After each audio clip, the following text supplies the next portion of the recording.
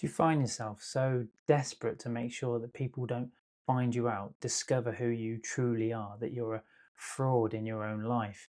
You spend your hours, days, months, years people pleasing, making sure everyone else is okay, being the person that you think they want you to be, rather than being the person that you truly are. So if you use Facebook, you'll know that Facebook have this feature called Memories, and what it does is it shows you posts from however many years ago on this day.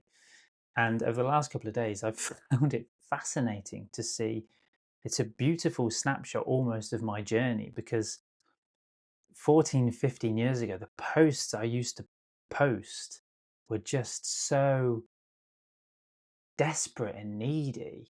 And something popped up this morning I saw, and it was there were four posts. There was one from about 15 years ago, then one from about 13 years ago, one from 10 years ago, and one from about 3 years ago.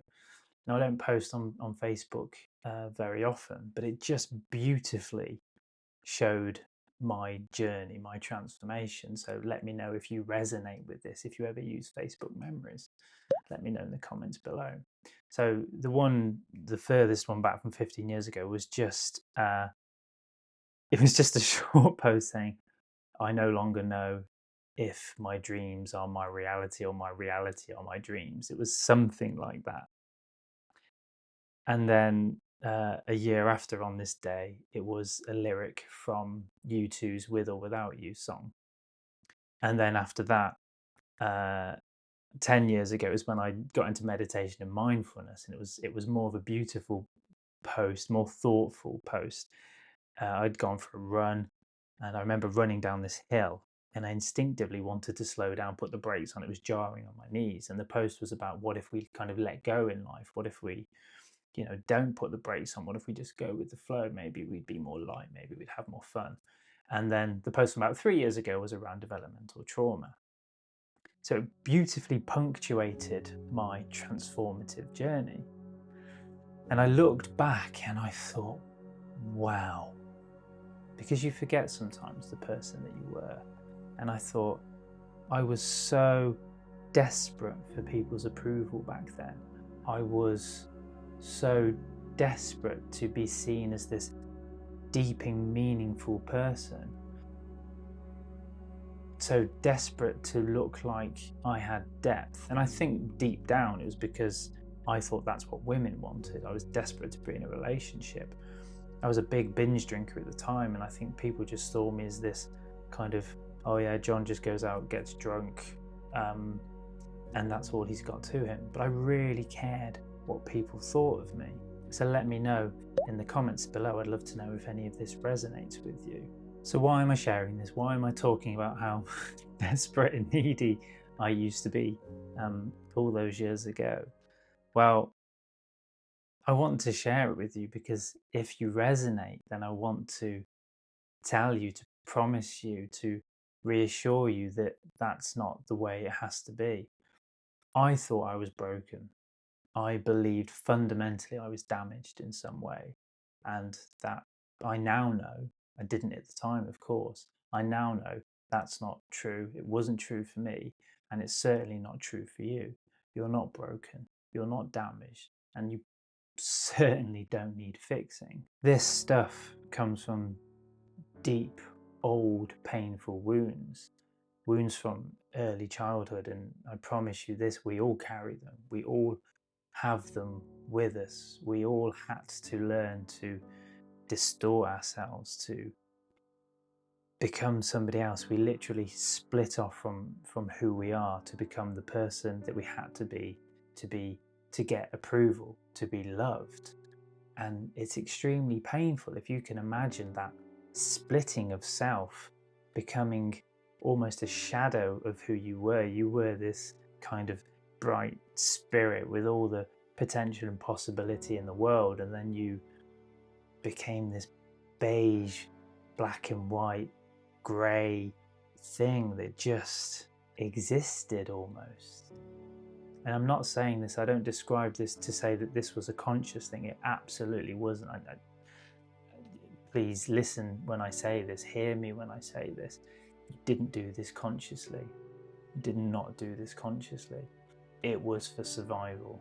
It really was for survival. But these adaptive mechanisms, as we call them, we carry them into adult life and they become really destructive. They were helpful in childhood, but in adult life, they're maladaptive. It's like wearing a broken lens and you see yourself in reality with a broken set of eyes, literally. So how do you get out of that trauma cycle? How do you reconnect with yourself? How do you become the person that you always were? Because that's what I learned to be. Instead of externalizing everything, instead of caring about what everyone else thought, and instead of believing fundamentally that I was flawed and broken, I had to reconnect. And it was exceptionally painful, and it is exceptionally painful. But the work is really rewarding if you can go there. And the easiest way, I say the easiest way, none of this is easy, but the easiest way to start looking at that stuff is to look within, is to be more aware, is to just notice the patterns, those adaptive behaviors. When something happens in your life and you really want to do or say one thing, but you don't, you stop yourself. Just be curious around that, what that is. And I was on a training at the weekend and we were discussing the fear underneath. And that's exactly what this stuff is, because we feel, even as adults, that if we do the thing that we want to do, then we won't be loved, we'll be rejected. There's a real fear, and it can be visceral. It can put us into our nervous systems into a freeze. We panic that the loss of attachment theory, will be under threat. So we don't do the thing that we want to do, we do the thing that everybody else wants us to do. And I hope this is making sense. I hope this is clear. I hope this resonates. If it does, or even if it doesn't, please, I'd love to hear from you. Let me know in the comments below. So we just have an open curiosity, not a judgment. Try not to beat yourself up over this stuff, but just be aware of when those moments happen, when somebody asks you to do something and you want to say, no, I don't want to do that, thank you. But you say yes. Just notice if there's a fear underneath. Maybe it's well, if I say no to that person, they won't like me. If I say no to that person, they'll think that I'm a horrible person. And just check as an adult in the present moment if that's true. Because those fears, those thoughts are child fears. They're not in the present, they're not in the now. That's what we used to believe of ourselves, of course, because we're adults and we know that if we just say no to somebody, they're not going to hate us, they're not going to judge us. And let's be honest, if they do, so we become to get more curious around that stuff and see where it comes from. And the more we notice it, the more we see it, and the more we witness those adaptive mechanisms, the more we can kind of break free of them and become more comfortable with who we are and make those decisions and do the things that we really really want to do. And that's how it worked for me. So again, if that's been useful, yeah, let me know in the comments below, and an invitation for you to subscribe to my channel. And if you're curious about the therapy that I took to really radically transform my life, then I'll drop a video up to it here and you can watch that next. Have a wonderful day. Big love, John.